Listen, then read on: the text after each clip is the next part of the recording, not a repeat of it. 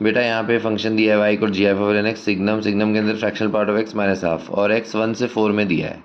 तो अब हमें डिसकंटिन्यूटी के पॉइंट्स बता रहे हैं। तो अगर हमने 1 से ई में देखा है, एल एन एक्स लेते हैं तो 0 से 1 में आता है, तो जी आई एफ इसका 0 हो जाएगा, मतलब वाई इक्वल टू 0 हो गया।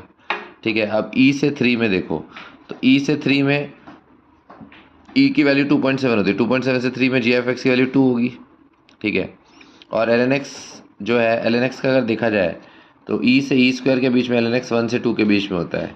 ई स्क्वायर की वैल्यू 7.29 है, मतलब 7.29 से पहले तो हर जगह एल एन एक्स का जी एफ 1 ही बनेगा, क्योंकि हमें 4 तक ही देखना है खाली। तो एल एन एक्स का जी एफ 1 बना, अच्छा जी एफ एक्स से 2 बना। ओके, तो अच्छा यहाँ पे इसको हमने कैसे लिख दिया, यहाँ फ्रैक्शनल पार्ट ऑफ एक्स है, इसको ऐसे लिख सकते हैं x minus g f of x, या जी एफ एक्स की वैल्यू 2 है तो एक्स माइनस 2 माइनस हाफ, मतलब एक्स माइनस 5/2 हो गया। अब ई से 3 में हर वैल्यू 5/2 से बड़ी है, क्योंकि ई की वैल्यू 2.7 होता है, तो ये पॉजिटिव नंबर होगा, पॉजिटिव नंबर पे सिग्नम 1 होता है, तो वाई की वैल्यू 1 हो गई।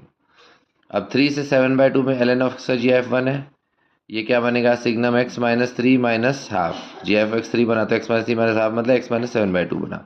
अब 3 से 7/2 के बीच में एक्स माइनस 7/2 नेगेटिव नंबर आया, और नेगेटिव नंबर का सिग्नम -1 होता है, इसलिए इस इंटरवल में सिग्नम की वैल्यू -1 होगी।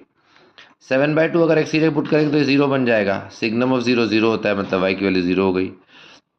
और 7/2 से 4 में ये पॉजिटिव बनेगा, तो पॉजिटिव में सिग्नम की वैल्यू 1 आएगी। Correct, signum of positive is 1।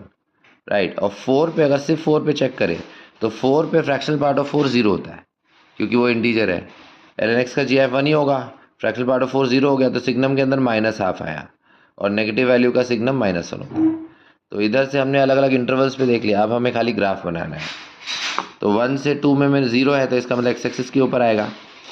फिर 1 से ई तक, ई पे ओपन है, फिर ई से 3 पे 1 था, तो ई से स्टार्ट करके 3 तक 1 गया, 3 पे ओपन।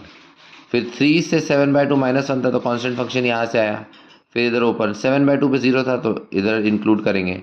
7/2 से 4 1 था, तो इधर कांस्टेंट फंक्शन आएगा, 7/2 पे ओपन, 4 पे ओपन, और 4 पे फिर -1 था, तो 4 पे इधर। तो जहाँ जहाँ जंप आया वहाँ डिसकंटिन्यूटी है, तो ई पे जंप आया, 3 पे जंप आया, 7/2 पे जंप आया, और 4 पे जंप आया, इसलिए 4 पॉइंट्स पे डिसकंटिन्यूस होगा, E 3 7/2 और 4। ओके।